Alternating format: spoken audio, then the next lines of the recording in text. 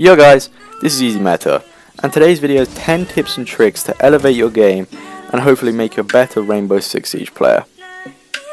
If you guys follow the majority of the tips and tricks I give you in this video, then you should see an almost instant increase in performance in your games.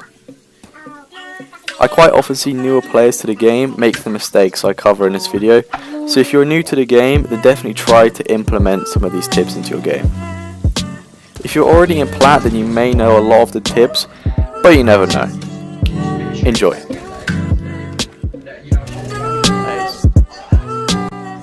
So sound is a very important aspect of Siege. It helps you in almost any situation you're in, whether you're defending or attacking. As you'll see in this clip, I utilise sound to hear a sneaky Velt coming up behind me. I use the sound I'm hearing to pinpoint her location and take her down. Sound is really important when attacking because it essentially covers your back. If you can hear someone getting the flank on you and can set up an angle on the unsuspecting Cav or Ela, then 9 times out of 10 you will win the gunfight. So in this clip I find myself in a position far away from the objective with a teammate down. I use the information that he wasn't killed straight away to assume the attacker is unsure of his location. I hear a small rustling noise to my left. I use the information to pre-fire his position and take him down. Aiming for the head is very important in Siege. If you place your cursor at head height like I just did, then it is easy to take little damage in a gunfight. This is important because one bullet's worth of health could be the difference between the life or death in a future gunfight.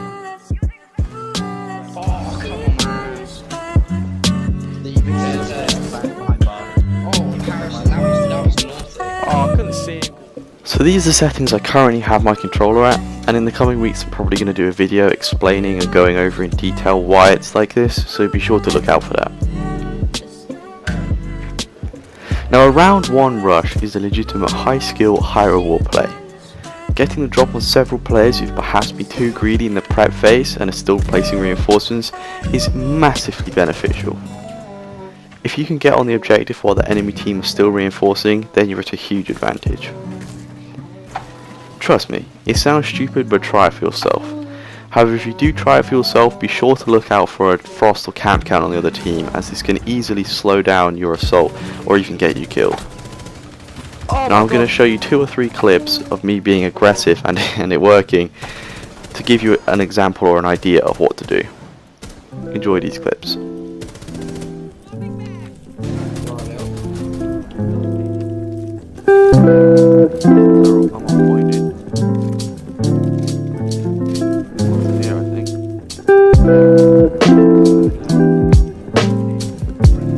Did I rush? Got an all free good. Oh, who's that? I shot over his body.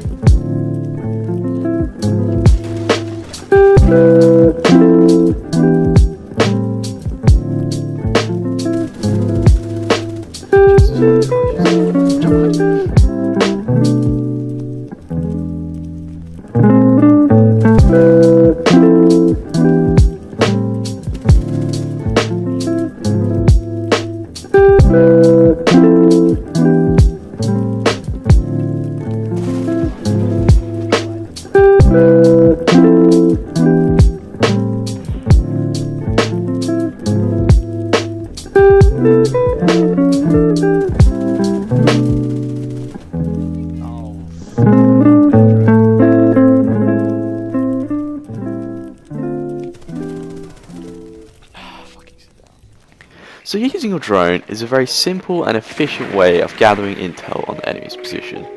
You can quite often get away with it without them knowing you've droned them. However, you need to be cautious as they're very loud and also people know to look for them. It's quite often taken for granted because of how simple it is, but it's very, very effective if used properly. If your team is coordinated on voice chat or in a party together and you also have intel, this will quite often get you the win.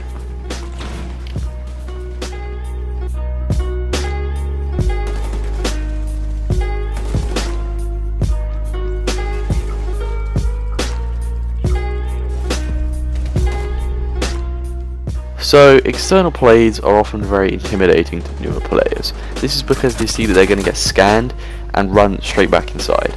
Now if you have intel on the enemy position and know that they're outside, this could be very useful as they probably won't be expecting a run out or an external play.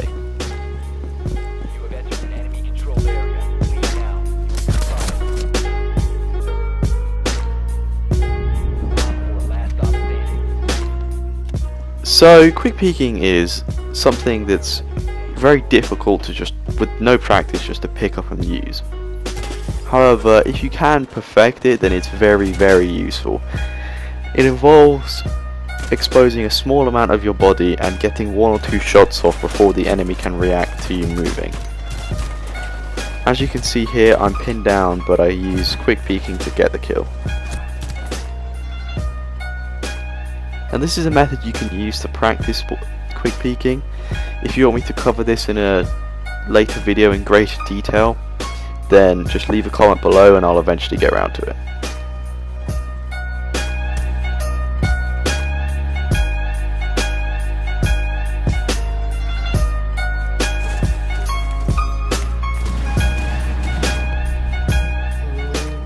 Map knowledge is possibly the most valuable information a player could have. I can't stress this enough. So in this clip, I threw a grenade down a vent I know is a common area for defenders to use. Oh, I got him! In the following clip, Blitz and I are stuck between Point and 2 roamers, so I take out the Valk and continue to suppress the Frost so I can get the flank. I then know that if I jump off drum, I can then come up the stairs for the flank. Map knowledge enabled me to do this. You learn the maps as you play the game, so don't stress about this too much.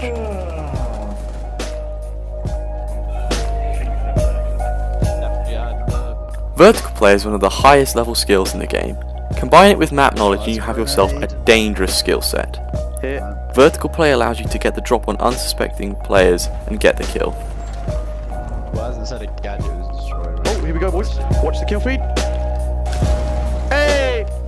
Now by far the most important point is having fun.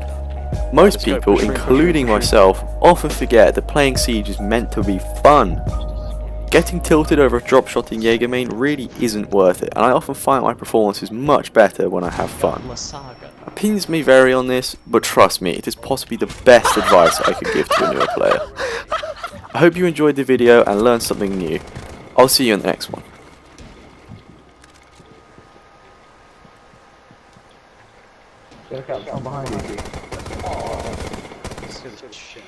Boys, the AC. I was going to fuse room. Careful if you're going